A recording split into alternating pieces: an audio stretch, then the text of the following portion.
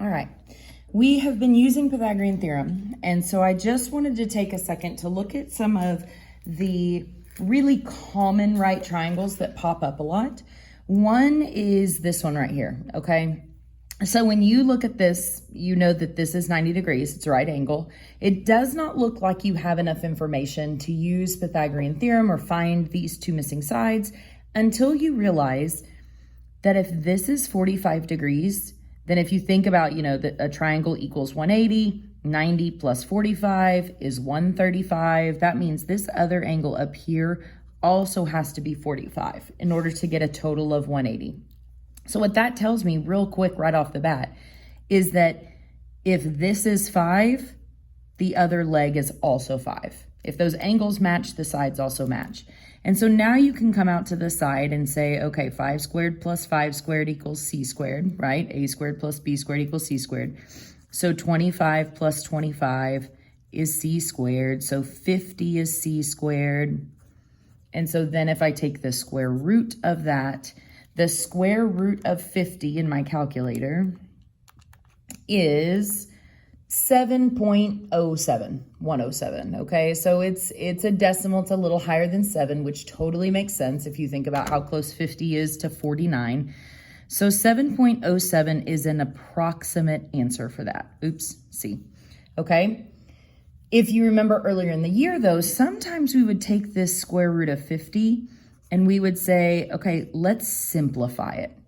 So you might say 50 breaks down into 5 times 10. Well, 5 is prime, so that branch is done. 10 breaks down into 5 times 2. 5 is prime, so that branch is done. 2 is also prime, so that branch is done. And so if you remember from earlier in the year, simplifying these radicals, that's what it's called. If you have a pair of 5s, they get to leave the radical. The single 2 has to stay inside. So basically what you could say is that this third side is either 7.07-ish, we rounded, or it is 5 times the square root of 2. Just to kind of confirm that those are the same, if I put that in here, 5 times the square root of 2, you see the exact same decimal value. So why then? Why would I not just use the decimal if that's the same thing? Well, because as soon as you round this value off to 7.07, that's not super accurate, okay? Like it's a rounded value. And if you had more work to do later on down the line with this answer, anytime you round, it's gonna throw things off down the line, okay? So 5 square root of 2 is actually a more accurate answer. Well, if you see these marks, next example, if you see these marks, it means that they are equivalent, which means they're both 45, 45, right? This is a common enough triangle that we start to kind of see patterns in it. So again, this other side would be 7. If I go through my process, 7 squared plus 7 squared equals c squared. So 49 plus 49 equals c squared. So what is that? 98 equals c squared. And when I take the square root, I'm not even going to go to the decimal version, okay? I'm just going to go straight to that more accurate version. So I could say 98 breaks down into 2 times 49, okay? I kind of knew that from over here. It's 2 49s. 2 is finished. 49 breaks into 7 and 7. And so those are both prime, so I'm done. The pair of 7s gets to go outside the radical. The single 2 has to stay inside the radical. So this third side would be 7 square root of 2. And it doesn't take a whole lot of examples to realize, like, hang on, is that going to happen every single time? These two sides will match. And this side is really just whatever your legs are times the square root of 2. That's actually true. I could do an entire page of these things to get to that conclusion, but it doesn't usually take that long, okay? You see it really quickly. So this is now a shortcut that we can use. This is actually a known fact. We call them 45, 45, 90 triangles, okay? It's also known as an isosceles triangle. If you remember back to your 6th and 7th grade vocabulary, if you have two sides of a triangle that are the same, that is an isosceles situation.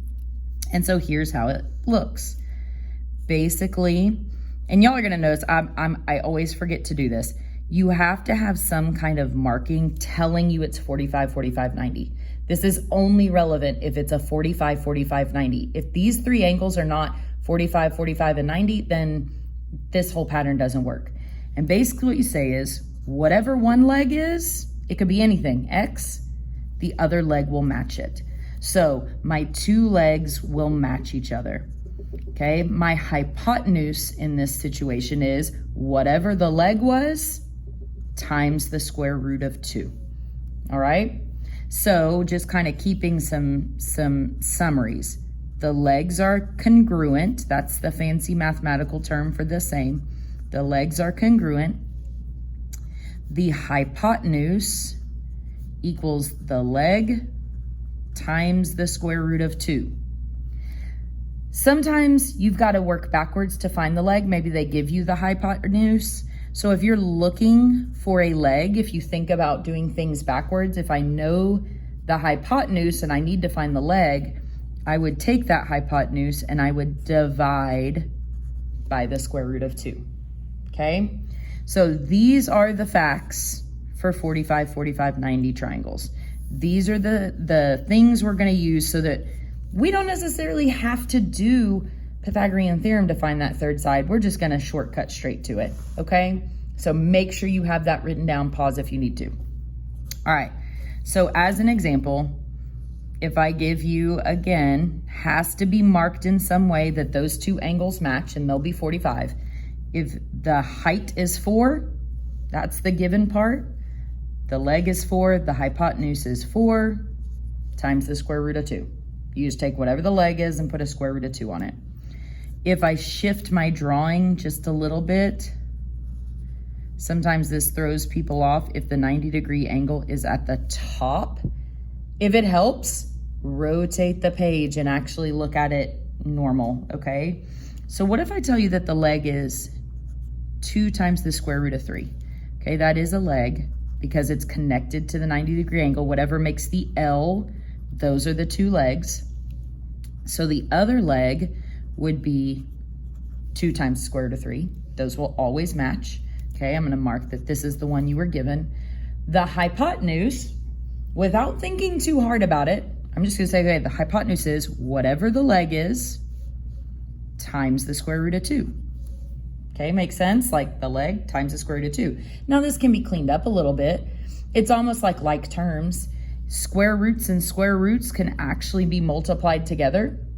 So this 2 is gonna stay here, but I'm gonna say that the square root of 3 times the square root of 2 is really the square root of 6 for that side, okay, for your hypotenuse. So you take the leg, multiply by the square root of 2, clean it up if you can, which sometimes you can. All right, so what if I give you the hypotenuse? Ooh, let's draw a backwards one. Again, things that some of you are not gonna understand why I'm shifting because you don't ever have an issue with this, but some of your classmates do. Oh, look, in the last example, I forgot to mark it. They have to be marked as 45, 45, okay? If it's not 45, 45, doesn't work. So this time I'm gonna tell you that this side over here is 13 times the square root of 2. So I have given you the hypotenuse and I'm looking for the two legs. Well, if I go back, it says, okay, the legs are x and x. The hypotenuse is x times the square root of 2. So if you look at it that way, like, oh, I just need the x part. Well, the x is whatever's in front of the square root of 2. So that would be 13 and 13.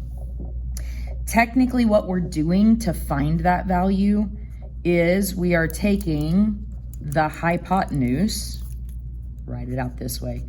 We're taking the hypotenuse and we're dividing by the square root of 2.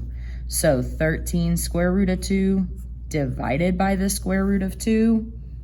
Anytime you divide something by itself, it cancels out. Technically, it becomes a 1, but 13 times 1 is still just 13. So that's how we're getting that leg, is we're taking our hypotenuse and we're dividing by the square root of 2, okay? So fairly simple and straightforward. Here's where we're about to get a little bit trickier, is when they give you the hypotenuse, but it doesn't look right. So let's draw a right triangle. And you'll know you can always pause this if you need to, or slow it down, whatever, because I know I'm working really fast so that it will honestly upload to YouTube easily. So I'm gonna tell you that the hypotenuse is just a clean old 5. That's my hypotenuse, and I wanna know what the 2 legs are. Well, this one doesn't have the super easy, like, oh, just take off the square root of 2 part, okay? So out to the side, I'm gonna know that to find the leg, I take the hypotenuse and I divide by the square root of 2. So I'm gonna say, okay, it is 5, that's my hypotenuse, divided by the square root of 2. So technically we could say that these legs are 5 divided by the square root of 2. The problem with that is that in upper mathematics, there is this agreement among mathematicians that we do not like denominators with a radical, denominators with a square root in them.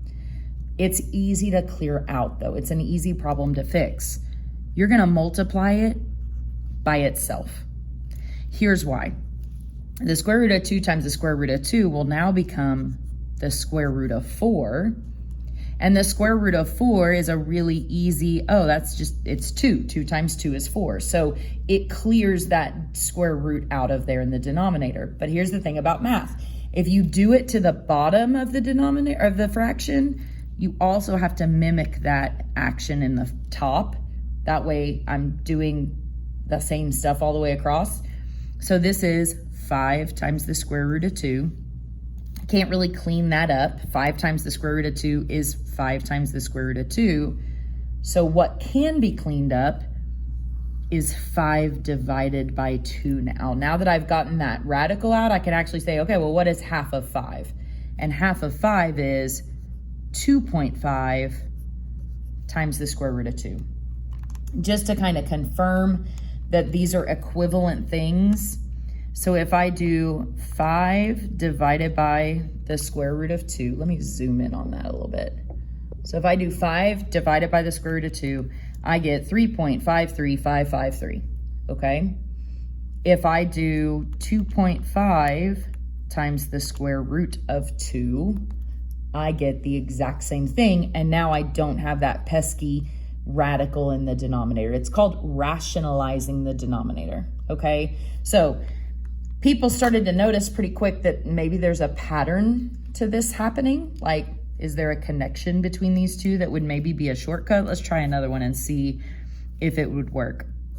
So if I have, again, 45, 45, 90 has to be, and my hypotenuse is 6. I know I need to take that hypotenuse and divide by the square root of 2. So I need 6 divided by the square root of 2, right? And so I don't want the radical in the bottom, so I'm going to multiply it by itself so that it goes away. I also have to do it to the top. So in the top, I get 6 square root of 2. In the bottom, I get the square root of 4. Can't really do anything with the top yet. The square root of 4, though, is 2. And then again, I can clean up normal numbers. It's like that like terms thing. I can clean up 6 divided by 2 and say, oh, so it's 3 square root of 2. Now, if you look at these two hypotenuse and these two legs, I hope you notice like, oh wait, it's half of that with a square root of 2, half of that with a square root of 2. So in class, they were like, do I have to do all that if I see that pattern? No. Guys, the whole beauty of 45-45 triangles is that they are common enough you can rely on the patterns, okay? In the picture of notes, there's a couple more examples, so make sure you kind of look at those and process those, but I hope this helps. Good luck.